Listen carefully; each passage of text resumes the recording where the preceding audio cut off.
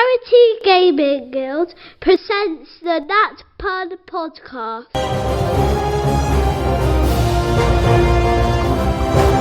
The Charity Gaming Guild presents the Nat Pun Podcast.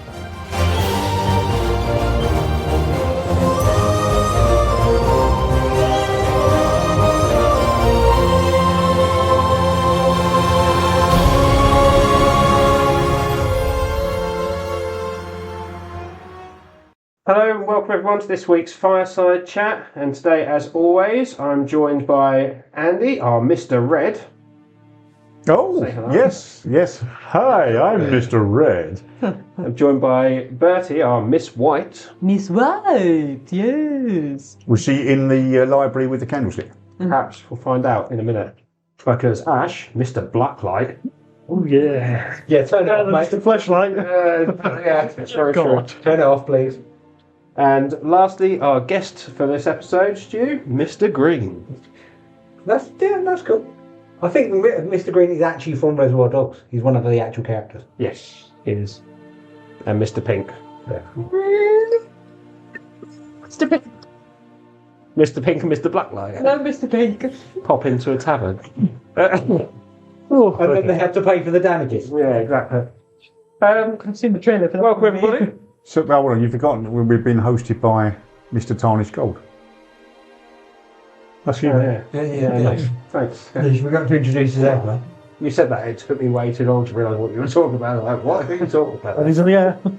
He's fine, that's it. This week on Fireside Chat, we're going to finish our look through the Allhavens subclasses with the last subclass, which is Vault Guardian. And then we'll have a little bit of talk about the Allhavens specific backgrounds and all things backgrounds. Wow, wow.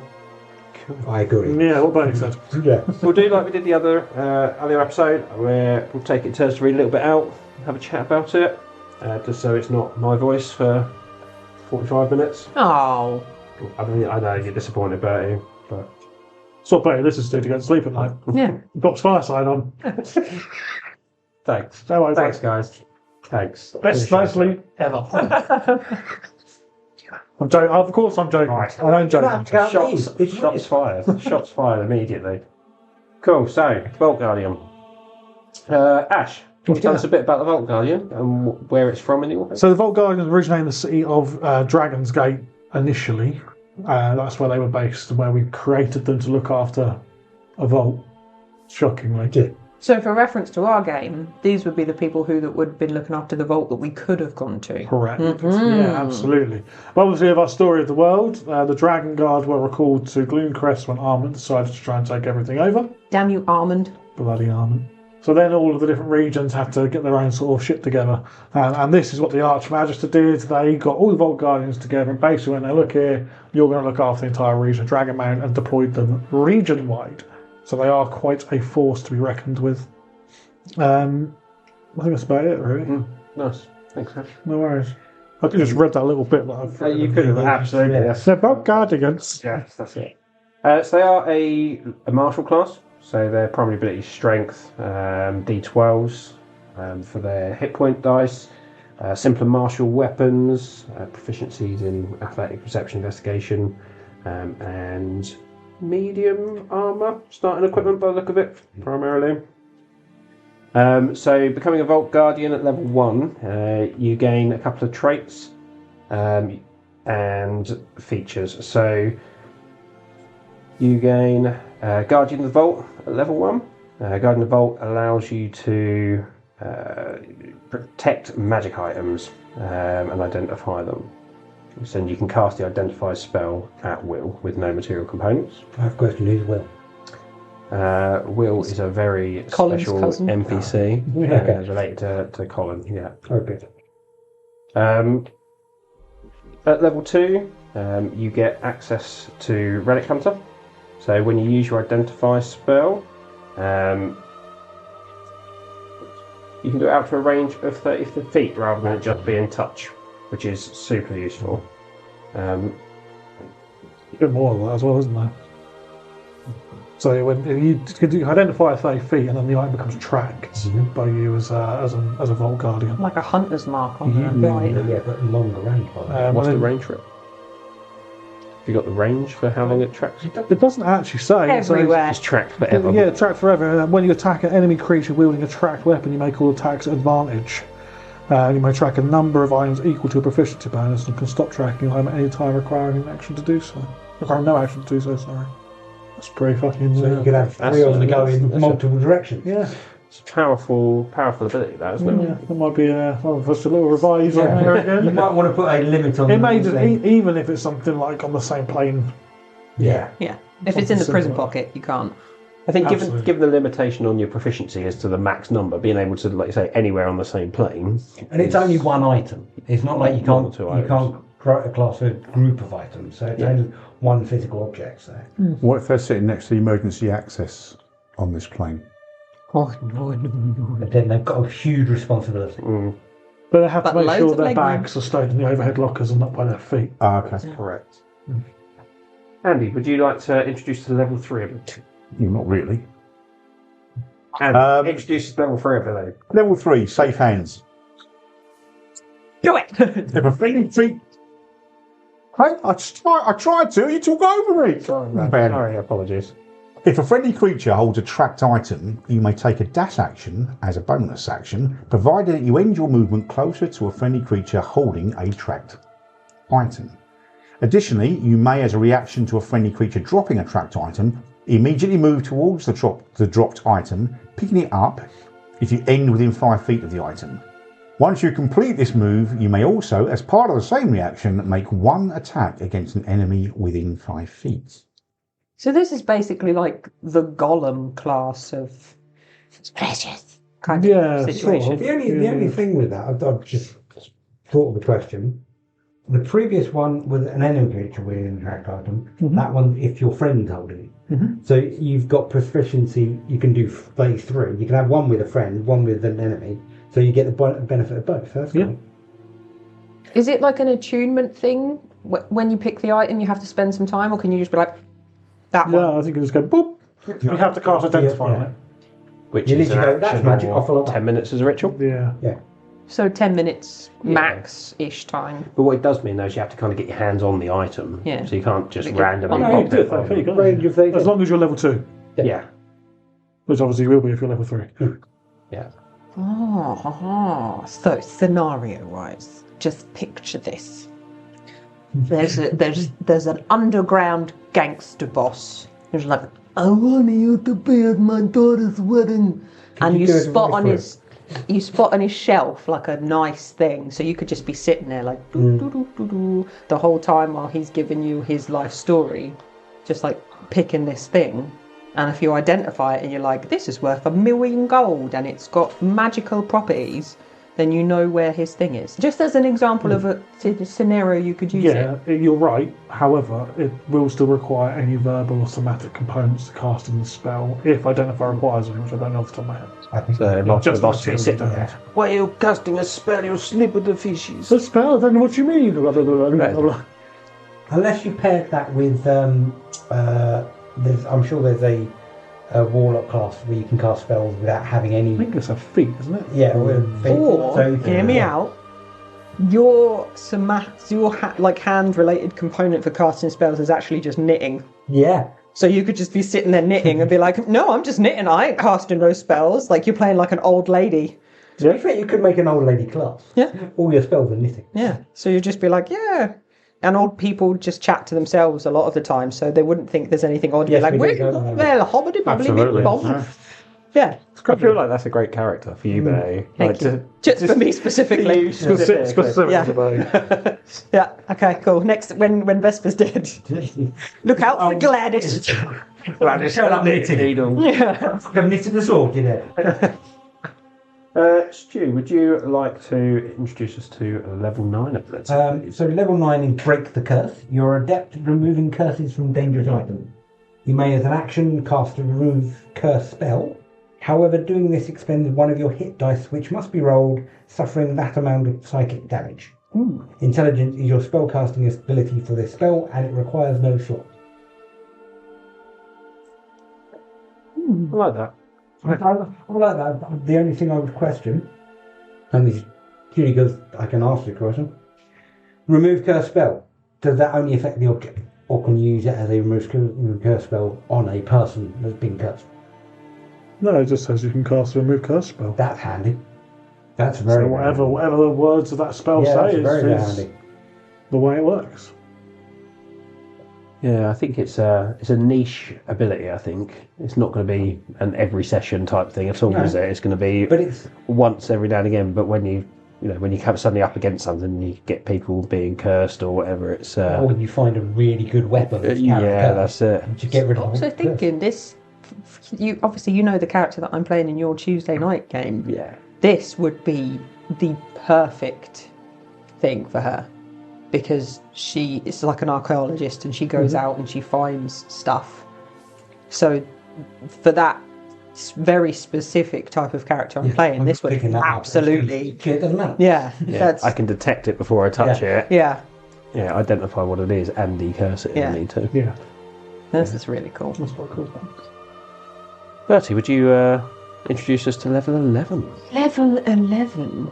For the glory of Dragonmount! Exclamation. You know the importance of gathering items and securing them in the vault and have become an expert at locating and securing these items, bolstering the contents of the vault of Dragonmount. You receive the following benefits. You have advantage on all persuasion, deception and insight checks made against any creature who is attuned to or touching a magic item. God damn. You are always considered to be proficient in the use of magic item, even if you are not normally proficient in that type of item's use. You have advantage on any check that relates to communicating with a sentient item. You have advantage against saving throws caused by magical effects that originate from a magical item. Oh, I mean, that's spicy. Yes. Yeah. I mean, especially the second one, you're considered to be proficient in the use of magic item. So basically, you could be a gnome with a greatsword. Mm-hmm. That's ridiculous. Yeah. That's cool. Well, You still wouldn't do that much damage with it, though, 'cause No. you still, like, your primary ability is not the right one. No, or- but the heavy property of the weapon Yeah. would still be in play as well. it does mean you could use a bow if you're not proficient with a bow, or you could use any Yeah. magical weapon. That gives you a lot of utility. Yeah. A lot of utility. There's a few interesting things in there, though, as well, isn't it? Persuasion and deception checks. Yeah. Creatures that are attuned to a weapon, That's really... which That again... feeds into your gangster scenario. Yeah. Yeah. Just saying. puts a bit of onus on the DM to like have a think, because a lot of stat books don't specifically mention some of that stuff, isn't it? But if you know you've got someone in your party with that sort of ability, a little bit of a thought process into oh yeah, you'd have advantage in this situation, you wouldn't, Yeah. which is cool. Any other thoughts on that? Like it. I mean, yeah. There's nothing like inherently. There's nothing inherently like game breaking, but there is a potential to.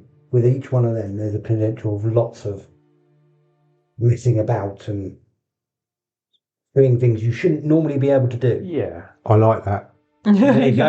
I think a lot of this stuff, I think throughout a lot of the classes there that we've spoken about, there's a lot of that stuff in there, but they are all situational. Yeah. Like you could play a whole campaign where if you're in the wilderness dealing with aberrations, this class basically doesn't really benefit from any of this It's stuff. very situational. But in like a city-based campaign, this would be awesome. Yeah.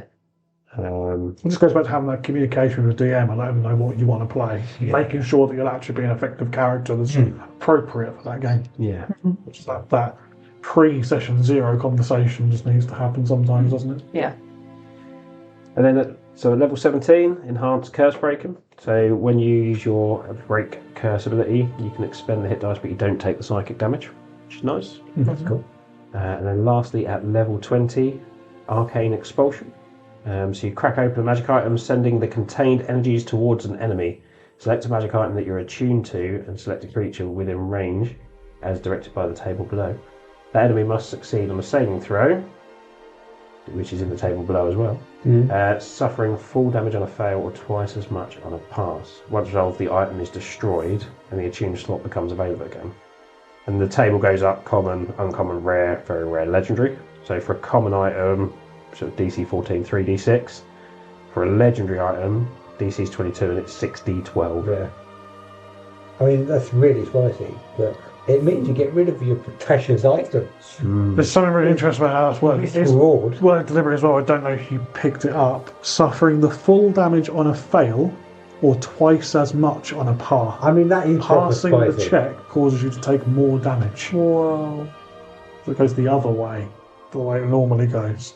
I'm safe, I'll never pass a check. Yeah. The reason for that is it makes the lower level magic items punkier. Yeah. Because it's easier to pass, but it rebalances out the legendary items to the back.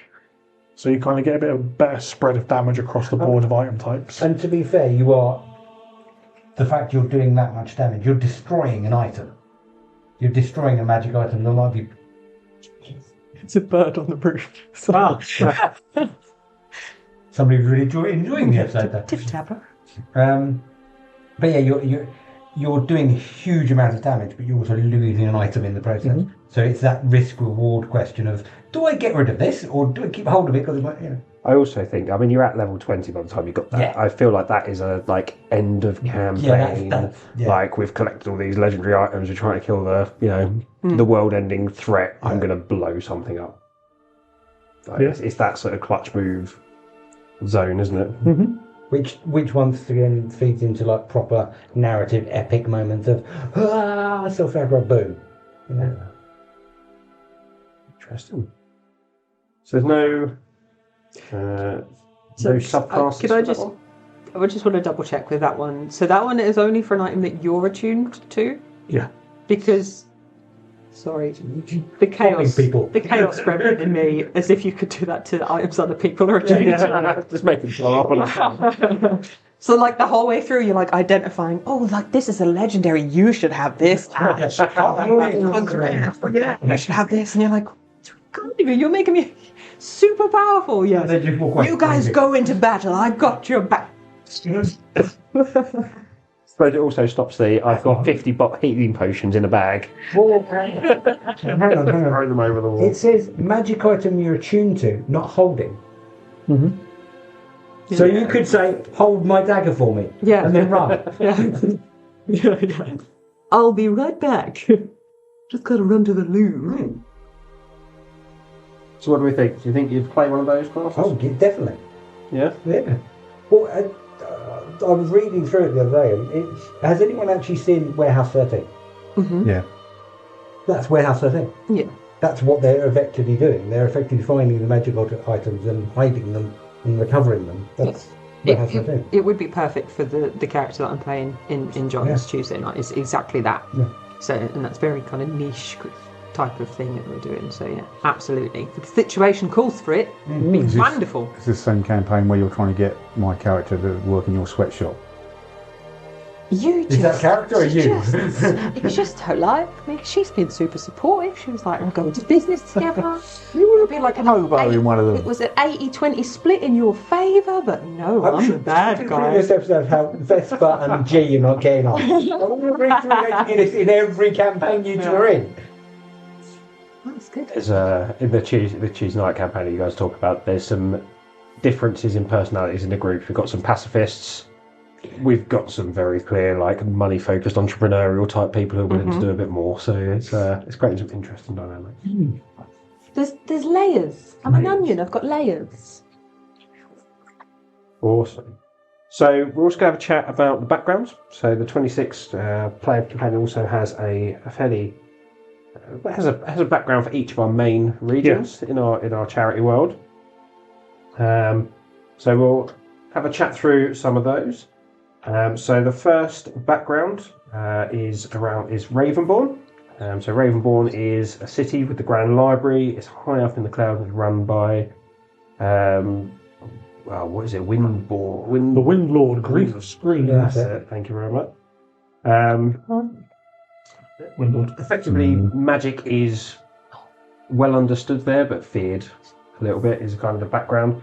So ability scores, intelligence, wisdom, and charisma. You get the magic initiate wizard feat, and you get proficiencies in arcana history and calligrapher's supplies, which is an interesting choice. Does any particular reason on calligrapher's supplies? Yeah. I would assume writing magic books. Yeah. Wizards write spells. Wizards write spells and draw maps and stuff. Yeah. Snitches get stitches. Have you? I mean, Yes. Yeah. So moving on to Ocean Hold, the Salt Navigators. So the flavour of the salt air feels like home. You can navigate by the stars and predict storms. Your ability scores are dexterity, constitution, and wisdom. Your feat is skilled and proficiency is survival, nature, and navigator's tools. Do like a bit of navigator tool. Question. Because of Breaking of the World, is Ocean Hold still like on a massive ocean? Yeah, still coastal, yeah. The city is, but yeah. Well, as is. I think everything's coastal now. Most other places. Yeah. Awesome. Stu, would you like to take us through Gloomcrest? Gloomcrest, well, you call the dead marshes home. The dark, dank, and acrid swampland fraught with danger every turn. You are a hardened survivalist able to withstand the harsh conditions, a trait which you proudly put on display. You have abilities yours are strength, constitution, and wisdom. You gain a feat of tough, which is handy. And your skill proficiencies are survival, nature, and animal handling. Animal handling. Animal handling. I would, that's basically, I'm thinking Bear Grylls, effectively. Other bears are available. I'm a survivalist. Cooking. Yes, our survivalists are available. I mean, it makes sense. Having wandered through Gloomcrest as a player, it is very dark, dank, and you would breed a hardy breed of people just to survive day to day there. I would also thought maybe you would have had some kind of natural immunity or strength against like poison, given Possibly, yeah. the gases. The gases that might be around that area. What's the tough feat? Is that where you get an extra point of hit so point every time you level? Yeah, I think it's an extra Extra 5 piece, every level. Yarp. So, which makes sense because you become hardy. Yeah. What about Laurel? You can turn up till second act Okay. With venom. with venom. Venom. Percy, would you take us over Timberminster? Timberminster? Are we skipping Thalsari? Oh, do Thalsari for me. I don't mind. Thalsari. I like on here that they have named the Creative Heart. Born in the elven city of arts where music lines the streets. Ability score, dexterity, wisdom and charisma. Feat, musician. Proficiencies, acrobatics, performance, persuasion, and a musical instrument. So that's effectively a town of bards. Yeah. Very, very bardy. Get our saxes out. Saxophone for those listening, Yeah. just in case they weren't sure what you meant just by make getting your sure. sax out. Often called horn. Sax. Well, Getting your right. sax out. Because I know both of you do play sax. Have you ever duelled sax? No. Jeweled. Yeah. Like, You don't of cross the fates, sax. Kind of. Don't go across. Yeah, we stood there and we tried hitting each other with it, but it put too many They dents. have Ali's is sucked bigger on than each mine other's anyway. reeds. That's true. Yeah. We were party Well, to you suck on each other's reeds. Well, no, he sucked on one of my reeds, but it was a virgin reed. I Yeah. wasn't expecting to suck on something I've already been. Only ever first cycle sucking and version licking. reads. Yeah. It's just not the done thing. Pop, pop, pop, pop, pop. You know, you have those moments in life where you think, I hope this doesn't turn up in evidence at your court case. Yeah, it's fine. Don't worry about it, mate. In the scheme of things that have been bad, what's on this is nowhere near. Okay. We are safe. Absolutely. Very strong cock. Very, very strong. Okay, you've mentioned Again, that 4 with times. no context. This podcast. One day, we will lift the veil and Yes. play it for everybody. For those, Today is not that day. No. those lucky It will Patreon members. be on Patreon, so make sure you subscribe to patreon.com/charity. Nice. I want to bring us back on topic and away from How dare you? Please do. cocks and saxes. Would you kindly, Ash, read us Timberminster? Of course I will, John. Thank you for asking.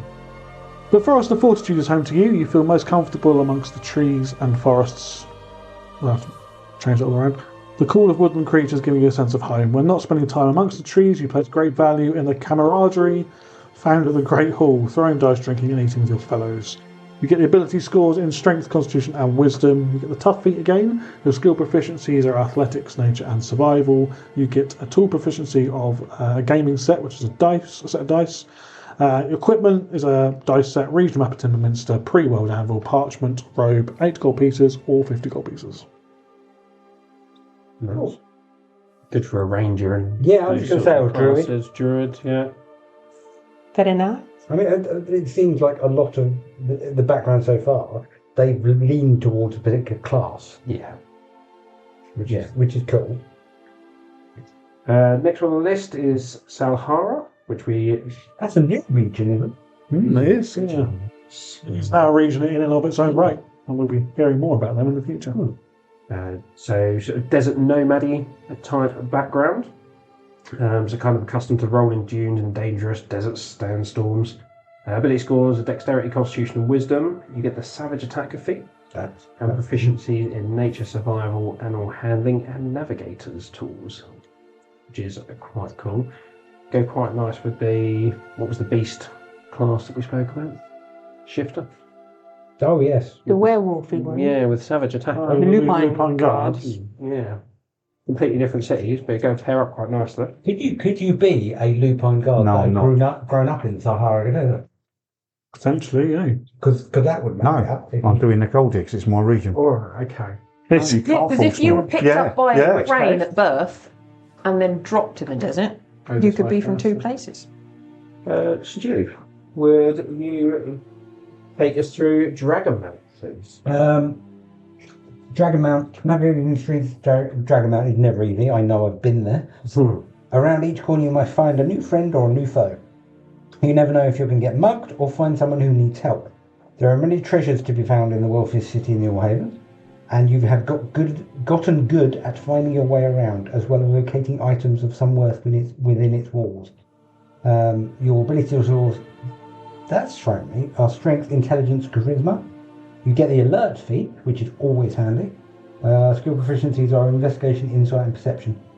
And you get tool proficiency with Gligford's tools. That makes sense.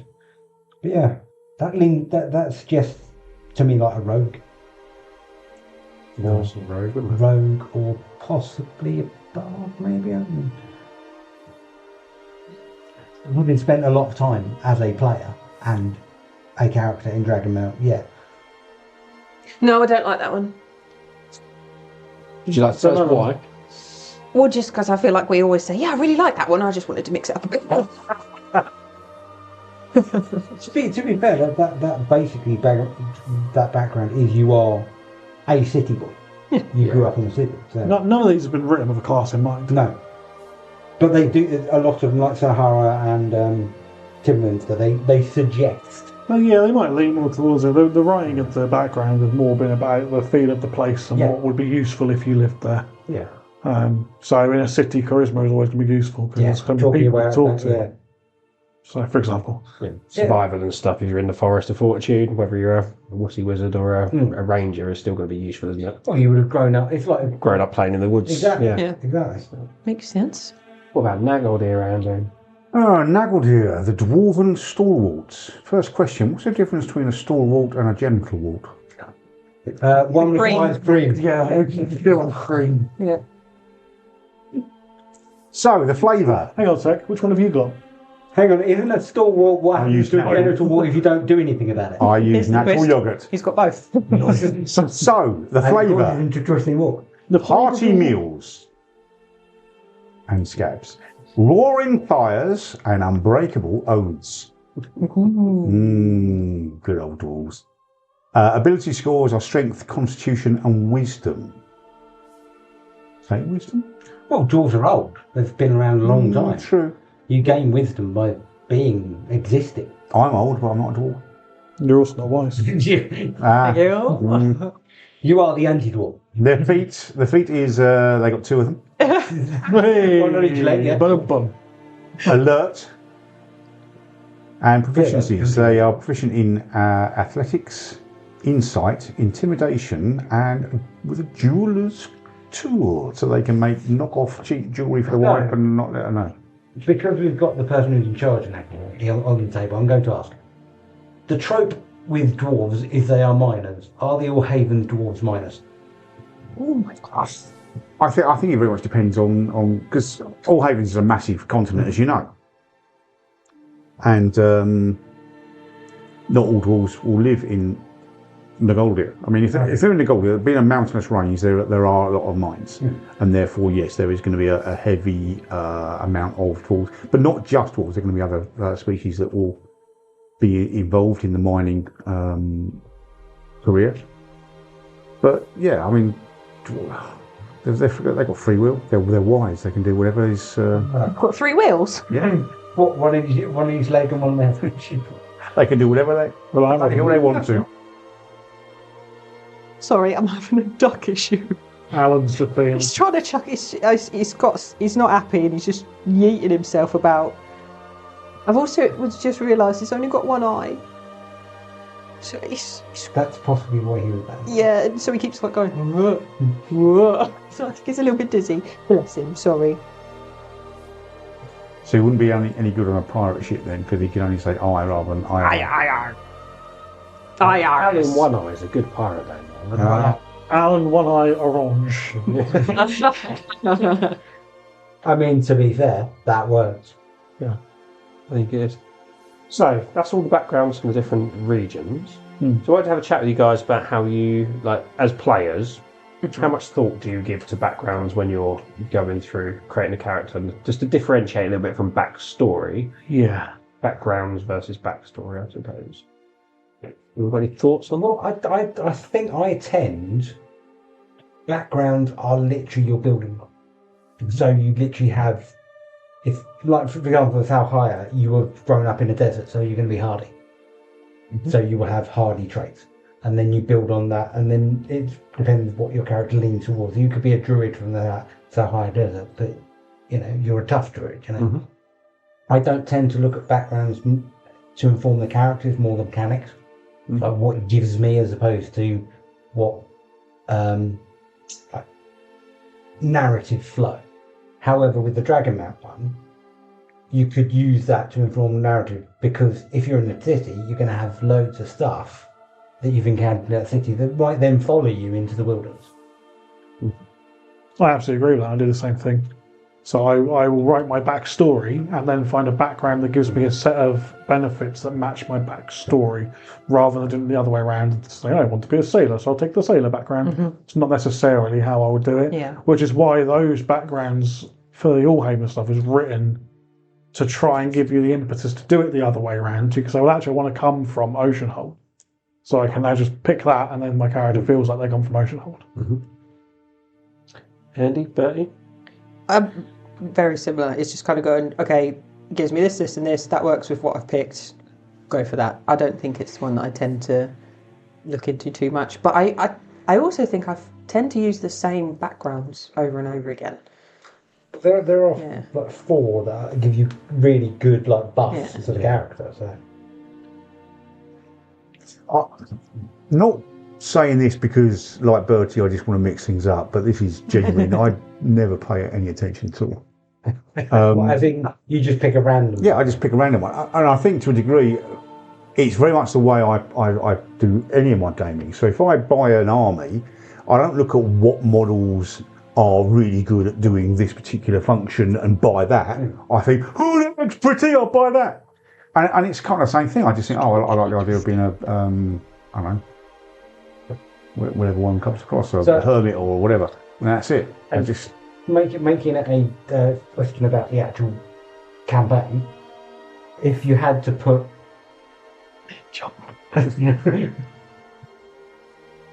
Sorry, keep going. if you had to put a background from that list on one of your characters, which background would it be? Obviously, Aldonis is from the Astro Academy, so you would be centered on religion. But if you had to now retroactively put yourself on one of those backgrounds, what background would it be? I don't think Adonis would fit into any of those backgrounds. That's what I find tricky. Is a lot of the times it feels like the backgrounds are so kind of rigid. It would be nicer to have a kind of more free form option of going, okay, you need to choose 3 of these. You get choose one of these kind of situation where you could kind of tailor it a little bit more to the type of character you want to play. Because there are times you go, oh yeah, I like this, but actually, I don't really want to have proficiency in this. I'd rather have it in that. But nothing else comes close, or nothing else quite fits to it enough. Have you found that with the changes to between 24 rules and 26 rules, and sort of the moving of ability scores from species to backgrounds, has changed the way you use backgrounds as a player? I think it's only reinforced the way I use backgrounds, to be honest, because now I'm looking for what do I need my character to do? I need them to have high dex, so I'm going to now exclude any background that doesn't allow me to boost dex.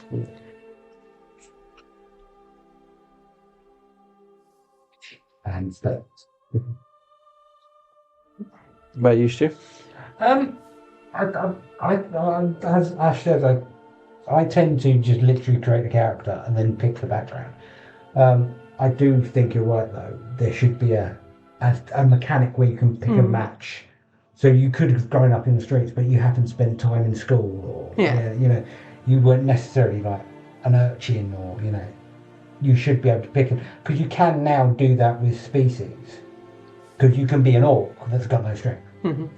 It would be nice to have part of that be like, okay, you pick these things that you're good at, but you have to pick one thing that is like a fault or an error, so it kind of balances it out to make it a bit more interesting for the character. Because part of the character building you have to actively pick a issue with your character, give them a character flaw.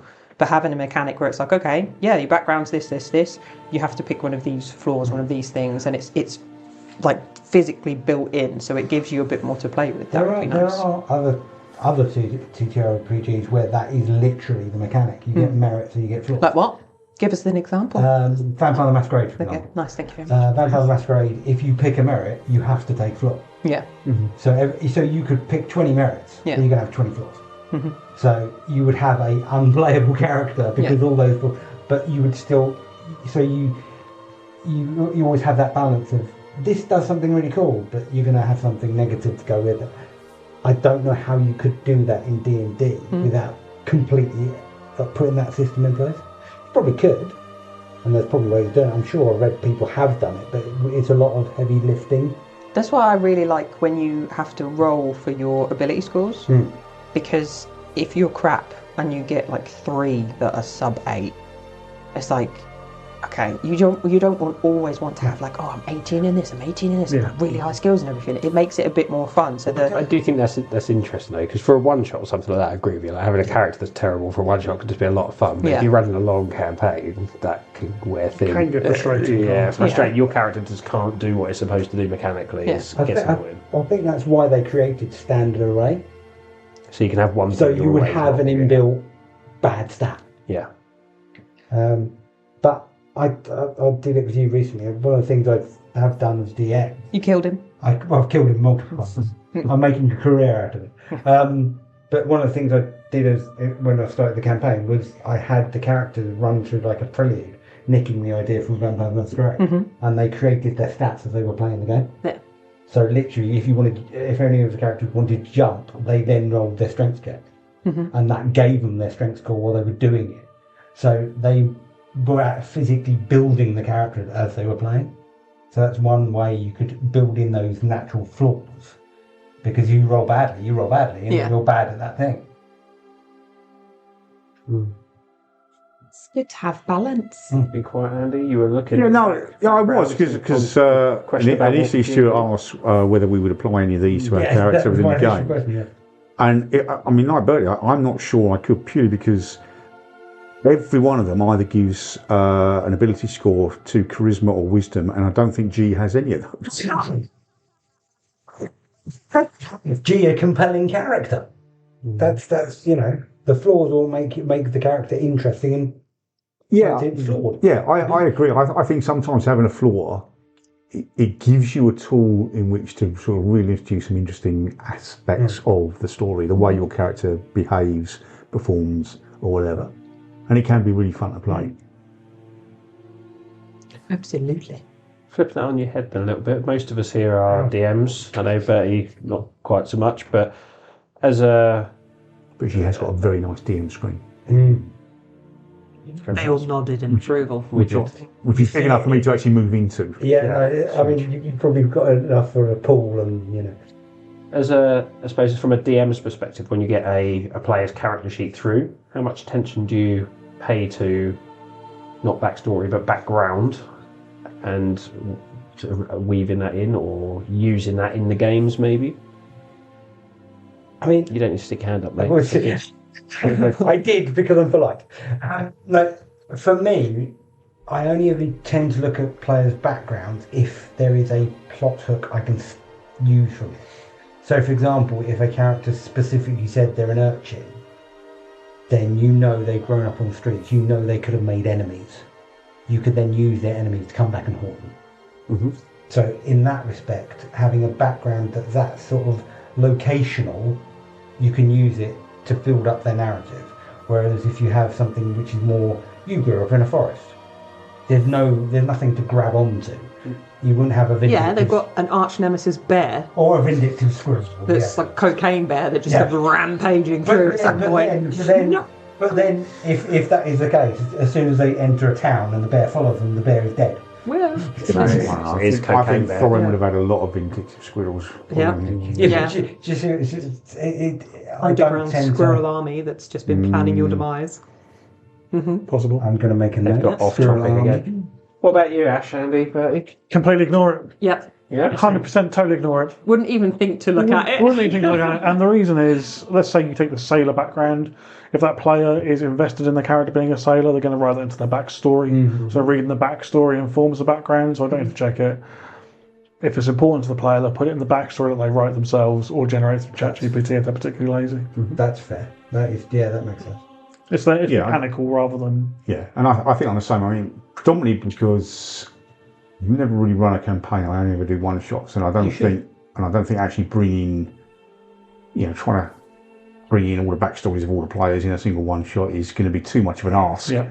And if you choose one person, then actually you run the risk of upsetting all the other players because only that person got unless you any favouritism. Build it into like a specific part, like that at this point there's like a wizard who's going to be like, right, this thing from your past will, and then you'd have there would be a mechanic for it, but it's very difficult to shoehorn it in, isn't it? Yeah. See, I'm slightly different then. So things like the background in sort of the Tuesday night game I run, with your background as an archaeologist, you ask questions. I don't make you roll for it because that's your background. Yeah. Okay. But I use it in a mechanical sense. It's also in your backstory that that's something you're interested in. So it's kind of that combination of the two. If you'd have picked sailor and then never mentioned it, I probably wouldn't do that. Yeah. So it's that kind of combination of the two. But again, I use it as a mechanical thing to go, well, look, your background is that, so therefore it's going to be easier for you to know these things. So your checks are easier, or I don't ask you to roll, you're just going to know. Mm-hmm. I like that. Well, yeah, in that case, I need to speak to Chris. I don't always remember to do it, but yeah, I try to. What favouritism do I get then? Hmm? What favouritism do I get? I can't remember your background off the top of my head. Right now I'd have to look. What's your background for your character?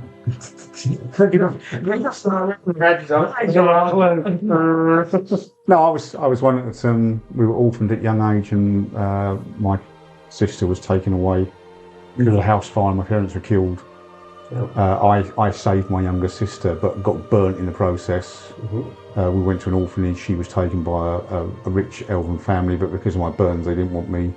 Yeah. And I've now spending my life trying to track down my sister. So when you need to find other poor decrepit children, you won't have to roll investigation for that. Thank you very much. You'll know where to find all the urchins, mate, when you get to the big town.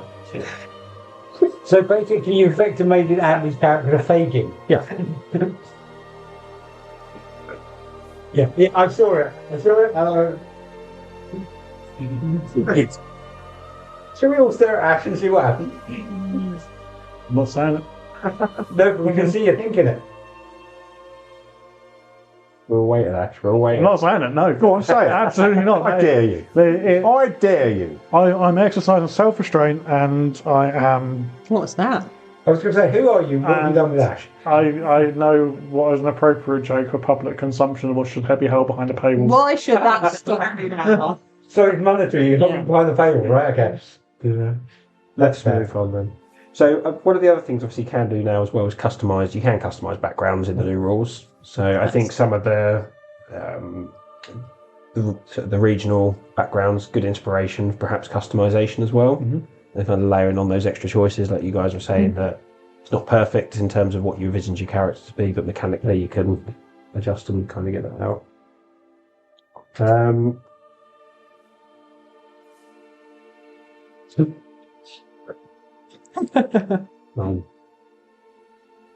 Last background actually was a community creation, which we didn't speak when we were speaking about the others. Wow. Yes. Which one was that? Grey Wind Militia. Grey Wind Militia, it's one of Ant's from his Grow's Gambit creation. So what is the idea behind that then? So Ant's been running it's starting to run annually, an event set in it's got a second Raumark County, I think it's called, and he's created a specific background for that area of the Allhaven. So effectively, they're pressed into service from previous trades is kind of the essence of it. Ability scores in Constitution, Strength, and Wisdom, proficiency, survival, history, and artisans tools.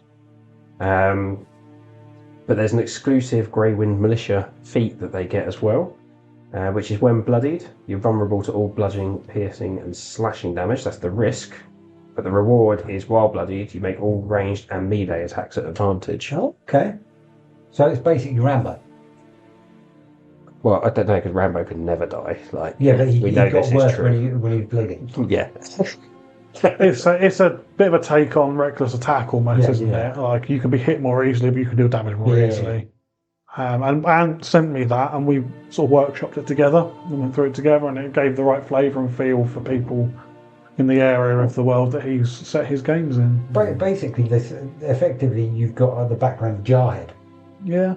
That's basically you're pressed in service, you're forced to and the more you take damage, the more dangerous you get. Yeah. Team that with Pugilist.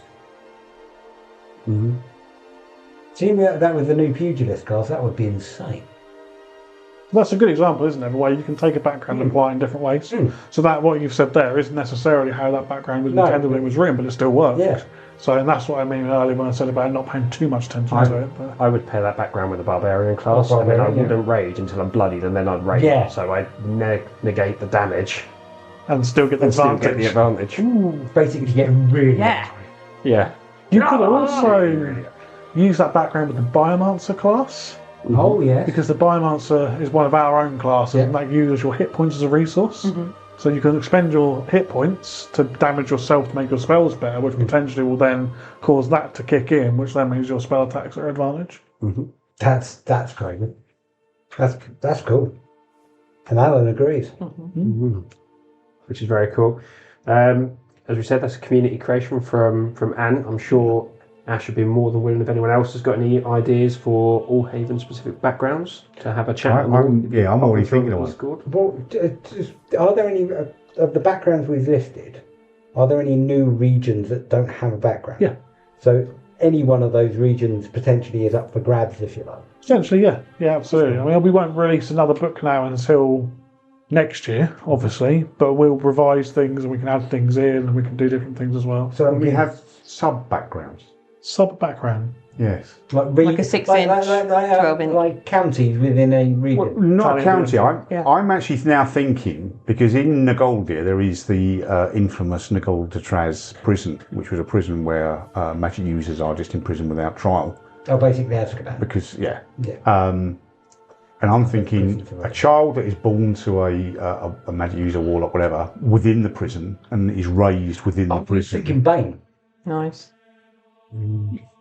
Yeah, because All right. Put pen to paper and write. Exactly.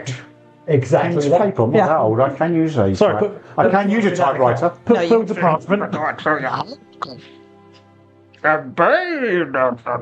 That's your feet. You get a funny voice. Yeah. You get do the Bane voice. Yeah. You have to like the body. You have to do the body moves and talk through your hands. Weirdly, the best person I've ever heard do it is Liam from Critical Role. What do you got? Yeah, but he double voice actor, you mean? Yeah. Wow. He double cups. He's a cheater. Oh, do he? Yeah. Oh, yeah, he's really good at it. Tom Some of us have to double cup. Yeah, no. It's almost like Sometimes two's not enough. Sometimes you have to call for assistance. Absolutely. That's where John comes and slips a finger in. I thought you could that. Absolutely not. That's going to be the tagline just before the episode starts. Finger in, and then we go into the episode. You've got to say. It was either a bridge stew far or John slips a finger in. One of them Hey, two. I didn't slip a finger in. Madonna slips a I finger in. asked if Vespa slips. We could join them. Finger in, alright? John slips a finger in, which is a bridge stew far. I would go on that. We're still recording. We are still looking at it. We're still We're still mid-episode. This it will never stop. Yeah, it will never stop. That's so defeatistly. Go. It will never stop. You have to suffer this once.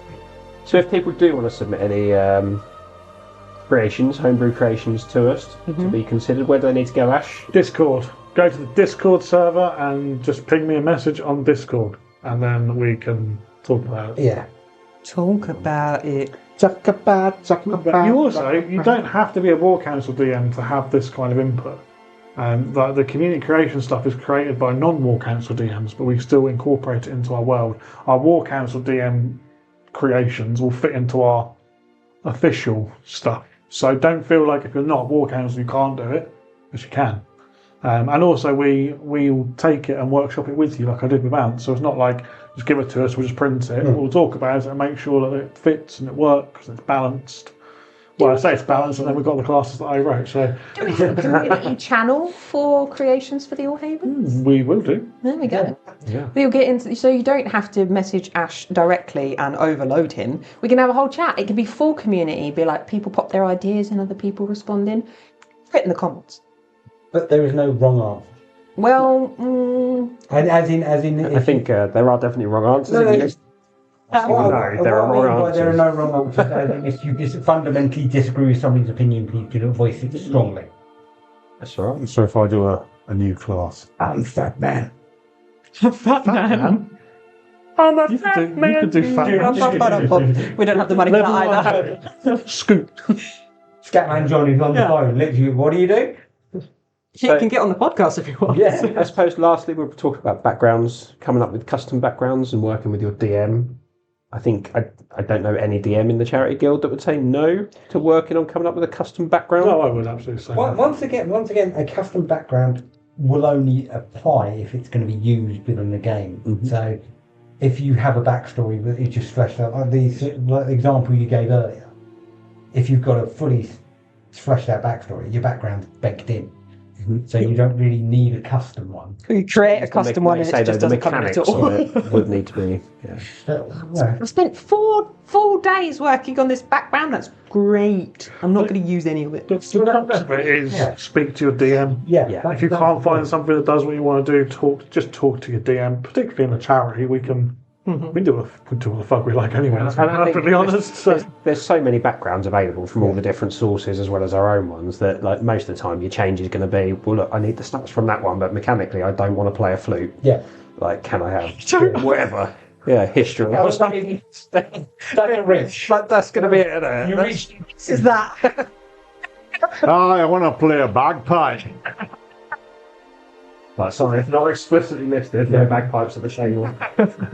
Yeah, that's the beauty of the game we play. The beauty of D&D. It's all mutable. It's all changing, and as long as the DM, the players, and everyone at the table agrees, you can do pretty much whatever you like. Yeah, I'm sorry, I'm not mutable. There's no mute button for me. I've noticed. To be fair, I don't think I'd want to mute you, Andy. Oh. I would. Because if I do, then Ash will have to go at me instead. Awesome. I think that is where we will wrap up. If you've got any thoughts on backgrounds, head over to Discord, let us know. And it's just for everybody to say goodbye. Say goodbye, gang. Goodbye. Bye, gang. Bye.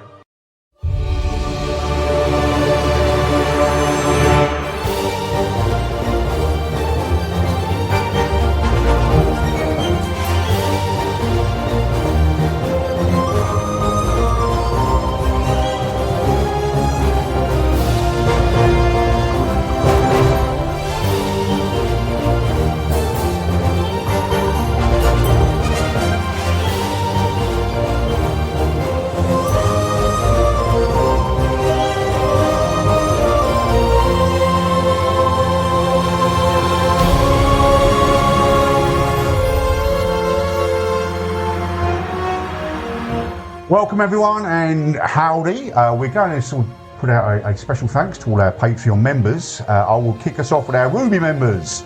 We have Onyx12 Nix, One Fish, and I will be having words with your parents for why they gave you such strange names. Josh, Alberta, Becca M, Paul C, Lil May, and Niall. And our Sapphire members, Kylie, Dave R, and Gary. Emerald members, Michael, Samantha, and Stuart. And our Diamond Geezers, Andy, Zeke, Chris L, Martin, David F, John, Bertie, and Ash. And of course, that just leaves our Ruling Council Patreon tier members, Chris BT, Sophia, and JP. Thank you to all of our Patreon members for supporting everything we do. And if you want to shout out on the Nat Pun podcast, head over to patreon.com/CharityDND and sign up today.